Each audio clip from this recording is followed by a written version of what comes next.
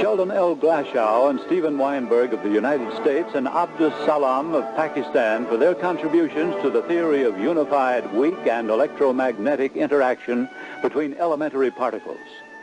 1979, the year the first Muslim was awarded the Nobel Prize for the Sciences. Dr. Abdus Salam was a Nobel laureate in the field of physics. Professor Abdus Salam fought hard to bring science and technology to his home nation of Pakistan, serving as the first scientific advisor to the president.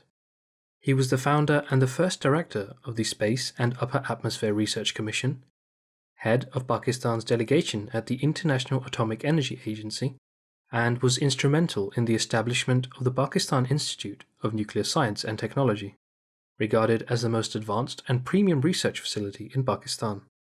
As well as founding partnership associations with CERN and NASA, Professor Salam went on to establish his own institution, the International Center for Theoretical Physics, and served in many United Nations committees, furthering the profile of theoretical physics on an international scale. Professor Salam has been awarded a large number of accolades in recognition of his contributions to science, the latest of which was presented on the 27th of November 2020, when English Heritage unveiled a blue plaque at the home of Professor Salam in Putney. Over 960 blue plaques have honoured great men and women across London since 1886, the latest residing at this historical landmark. Today has been a really special day because we've put up a plaque for Abdus Salam in his home.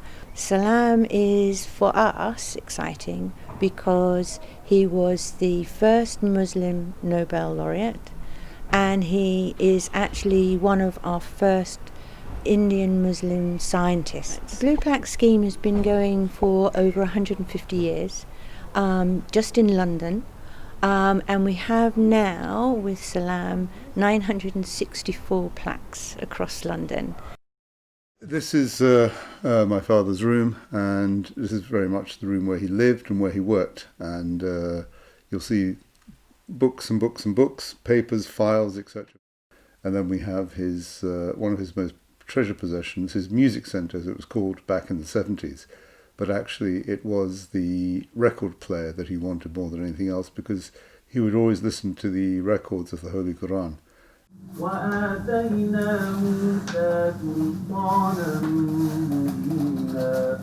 English Heritage, they put Nobel laureate, and then they put champion of science in developing countries. And that really has been his greatest legacy, is the fact that he's left so much for so many young, bright students from the developing countries.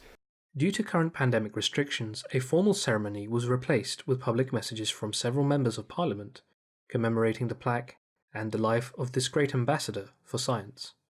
I'm delighted English Heritage has decided to put up a blue plaque to Professor Abdus Salam. He was a man inspired by his faith of Islam. He was also a champion for the developing world's role in science. He was a renowned physicist, professor of physics, and winner of the Nobel Prize, and a member of the local Ahmadiyya community.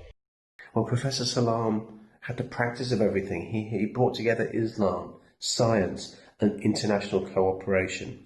A Nobel Prize winner and a dedicated man of faith, it is only right that Professor Salam is remembered in this way.